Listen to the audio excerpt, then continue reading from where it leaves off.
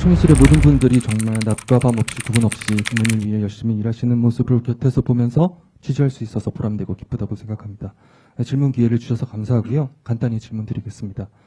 최근 부동산 투기 엄단 의지에 대해서 대통령께서 연일 SNS 등을 통해서 강한 메시지를 내면서 의지를 보이고 계시는 것 같은데요.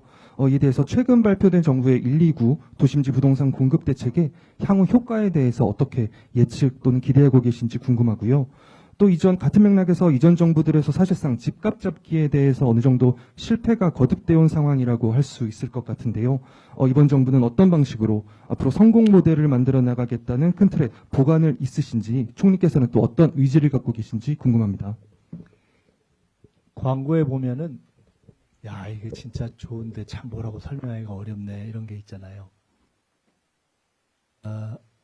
이 정부는 이렇게 할 건데 아직 실현되기 전이어서 참 지금 뭐라고 설명하기가 어렵네, 고민이네 하는 심정이 대통령님과 정부에 있지 않을까 생각합니다. 핵심적으로 말씀드리면 말한 것은 지킨다. 4년 이상의 임기가 남아있다. 일관되게 갈 것이다. 이것이 저는 대통령님께서 보내고 싶은 메시지가 아닌가 생각을 합니다. 과거 정부에서 진보 정부와 보수 정부를 막론하고 부동산 정책과 관련해서 일정하게 성과를 보지 못했던 경우는 개별 정책의 오류도 있겠지만 정책의 왔다 갔다 내지는 변화하는 상황과 흐름에 따라서 애초에 시작한 정책의 기조를 못 지킨 것이 주된 요인 중에 하나다, 이렇게 보고 있습니다. 우리 정부는 부동산 문제에 대해서 첫째, 수도권 부동산 문제에 대해서 첫째, 근본적으로는 지방 균형 발전을 통해서 장기적으로 풀어야 한다. 둘째, 안정적인 공급을 지속한다. 셋째, 상식에 부합하지 않는 과도한 수요, 금융 등을 포함한 적정한 합리적 방법으로 시장을 교정한다. 넷째, 세제 등을 통한 부동산 어떤 접근법은 가능한 한 쓰지 않는 것을 기조로 하되, 그러나 정책 일반이 그랬듯이 어떠한 정책이든지 간에 배제하지는 않는다.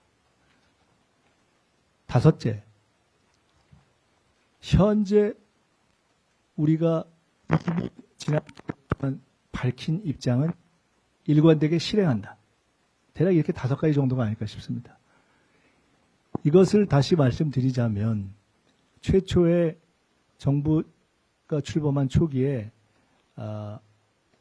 정부 이행기의 어떤 혼선, 이런 것 때문에 있을 수 있는 부동산 시절의 과열을 막기 위한 일정한 수요 통제책을 금융 관련해서 쓴 것을 알고 계실 것이고, 그것이 일정 시기 일정한 효과를 보았고, 그러나 그것이 정부도 그것만으로 해결될 수 있을 것이라고 기대하지 않았기 때문에 당연히 꾸준히 현실적이고 지속적인 공급 정책을 준비했고, 그리고 그것을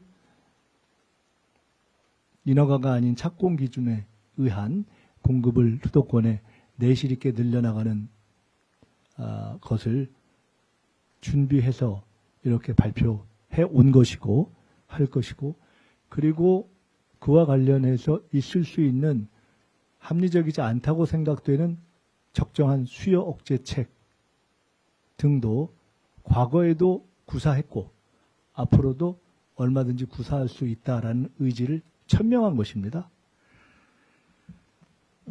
그리고 그 과정을 통해서 다행히 근본적인 무브, 즉 자금 자체가 부동산에만 몰리는 현상이 주식시장 쪽의 일정한 정상화를 통해서 서서히 교정될 가능성을 보였기 때문에 이런 것들을 저희는 다행이라고 보고 있는 것이죠. 대통령님의 종합해서 말씀드리자면 최근의 집중적인 트윗은 이러한 정책 기조의 변경이 아니라 그러한 정책 기조가 일관되게 갈 것이다. 이러한 기조가 변경될 것이라고 기대하지 않으셨으면 좋겠다. 라는 메시지를 이렇게 강화해서 드린 것이다. 특히나 최근에 비교적 국정이 안정되어 있는 상황에서 한미 관세 협상에 새로운 어떤 몇 가지 쟁점이 발생하고 또 정치권에서도 여야 정치권에서도 이 정치적인 이슈들이 발생하면서 약간 국정의 안정적 집중성이 떨어질 수 있지 않은가 하는 그러한 우려 때문에 이 시점에 대통령께서 직접 그러한 메시지를 발신하신 것으로 알고 있습니다.